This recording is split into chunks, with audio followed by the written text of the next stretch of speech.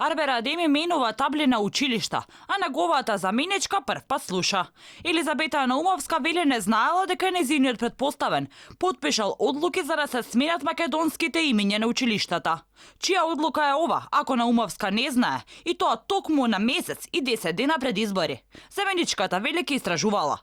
Министрот за образование Арбер Адеми на Фейсбук се пофали дека сега и преку Централниот регистар и официјално се променети имињата на две скопски училишта во општина Чаир. Позадина се наоѓа училиштето Никола Вапцаров, а од сега ќе се нарекува Имрие Елези. За сега нема поставено табла со новото име на училиштето, меѓутоа може да се забележи дека е од страната онаа табла на која што пишуваше Никола Вапцаров. Јавноста веќе врие, а екс-премиерот изненадувачки се оправда дека одлуката била незаконска.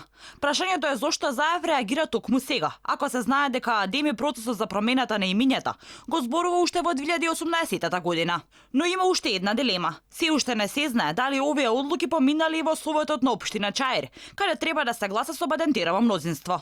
Опозицијската ВМРО ДПМН тврди дека Бадентер немало незаконски спроведена постапка, која што Централниот регистар мора да ја коригира веднаш, заради тоа што не постои одлука на Советот на општина Чаир.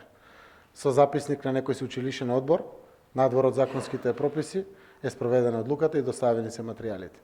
Ги повикувам институциите се постапат по закон.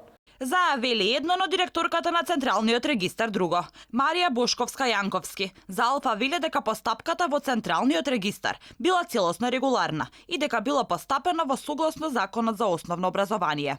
И граначалникот на Чаир вели дека сите процедури се поминати.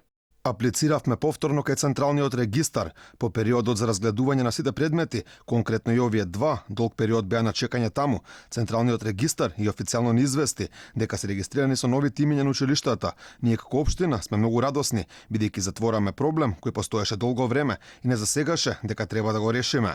Советот на општина Чаир гласаше за промена на овие имиња уште во 2012 година. Беа поставени и нови табли, но заради законски бариери во официјалните документи стоја македонските имиња. Инаку ова не е единствената поента за која екс-премиерот последниве денови интензивно реагира. Заев прв пат кажа дека двојазичните табли грешно се поставени, например во Прилеп Кочани, на првиот предизборен дуел со Мицковски, само пред неколку дена.